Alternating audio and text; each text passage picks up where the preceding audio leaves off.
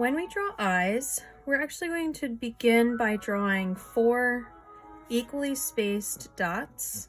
Those dots are going to represent the outside and inside corner of each of our 2 eyes we're going to draw.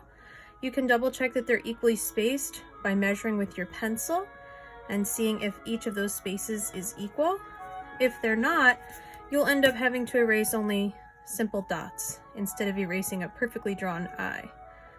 Okay, so once you have them evenly spaced, you're going to draw the top lash line of each eye. The eyes are spaced 1 eye width apart, so it means you could fit an extra eye in here. There should be able to be room for 1 eye in between. When we draw our bottom lash line, the flatter the line, the happier the expression. If you're trying to make a happy expression, you kind of draw that line a little bit flatter. It makes it appear as though the cheeks are kind of pushing up that lower eyelid. Okay, so once we have the upper and lower lash lines drawn, we can darken them just a bit. And then the next step is to draw the iris. I'm just gonna draw a circle inside each eye shape. I like to make the circle go slightly over that lash line because our irises are usually overlapped slightly by our eyelid. If you make the entire circle so that it's visible, it looks like your person is very surprised or afraid. Okay, so you want to look relaxed. The next step is to center a circle inside the iris for the pupil. That's that black circle inside your eye. Okay, and they should be the same size. So go back and forth until you get them the same. Then you have to decide which direction the light is going to be shining from. So if the light is shining from the left, let's say, you're going to make this one white little shine mark. That's called a catch light. Okay, when photographers take a portrait of a person or a photograph of a person's face, they want to make sure they get that catch light because it's what makes your eyes look, alive. It's the reflection of, the water in our eyes, that salt water. Okay, so then you can shade in the rest of the pupil around that catch light. It's a good idea, by the way, to make the catch light a little bigger than you think it needs to be, because it's always easy to make it smaller if need be by just shading around it, but it's very hard to make it bigger once you've already done your shading.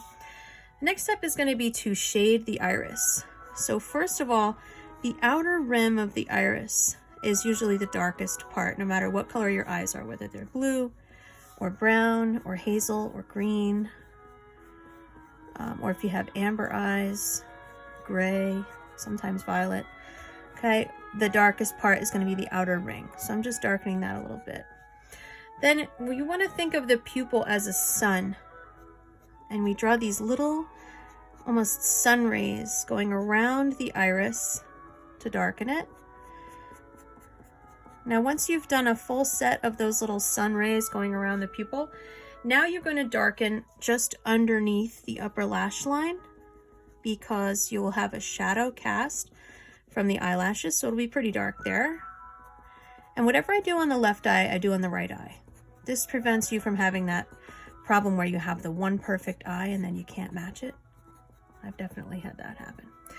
The brightest spot in your iris, believe it or not, is going to be opposite the catch light. So if the light is going through the eye here, it'll actually come back out the iris because the irises are translucent. So I'm going to darken on this side and I'm going to leave it brighter opposite the catch light.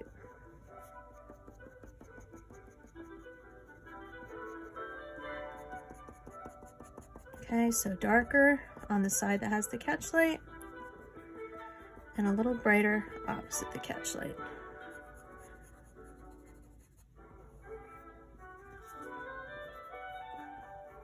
Okay, now that we have our irises and pupils done, we can erase that little excess of the circle that went outside the eyelids. Because we're done with that now. You can darken the upper lash line where the eyelashes are going to go. Okay, and above this, we're going to have the upper eyelid crease.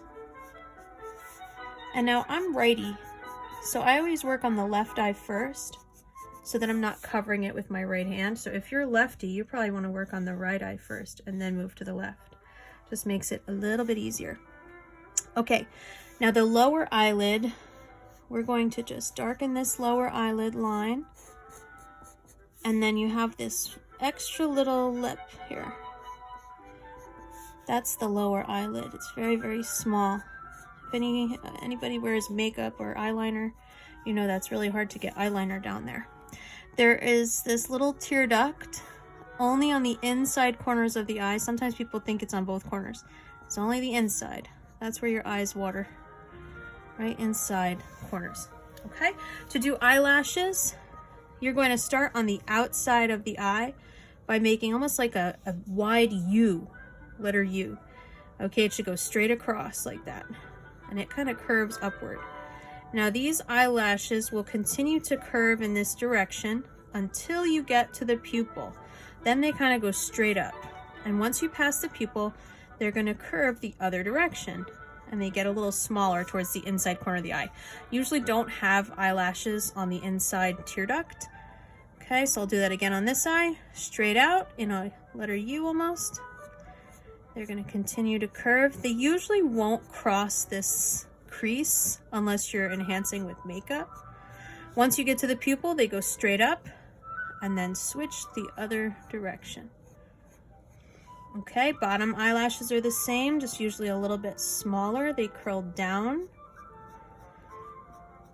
and they straighten out under the pupil and then curve the other direction. They get smaller towards the inside of the eye.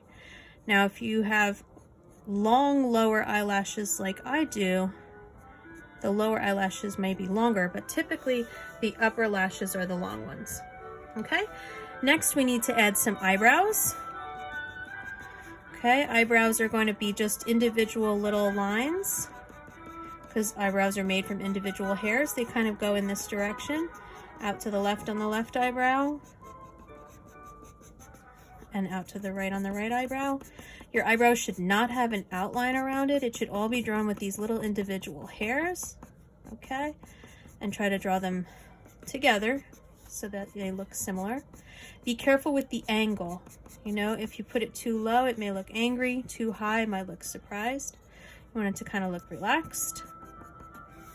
Okay, and the last step really is just to add some shading.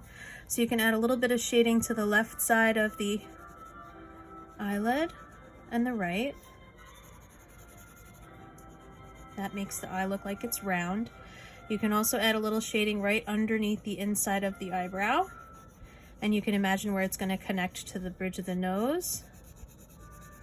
I'm using the side of my pencil, by the way, to get this wider area of shading.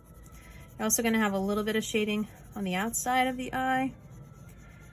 And then here there's a highlight, so leave that light. Okay, now if we were at school, I would give you one of those little blenders to use, but since we are home, you can just use a tissue, or if you don't have a tissue, you can use your fingertip, but I prefer a tissue because it doesn't spread the oils from your skin onto your paper. Okay, and just kind of blend in your shading. You can also then, once you have a little bit of shading on this, or even on a Q-tip, that's a good idea. I should have done a Q-tip. You can use a little bit of that graphite to just create a little bit of shading on the left and right sides of the eyeball to make it look a little bit more real, just in the corners, not in the middle. Maybe a little tiny bit right under the lash line, just to give it a sense of shadow. Okay, so then after that, it's just finishing touches, you know, darkening the lash line probably, maybe darkening up some of these lashes a bit, maybe darkening up the crease line a tiny bit. But that's how you draw eyes, a pair of eyes. Always better to do two at the same time, okay? Have fun drawing.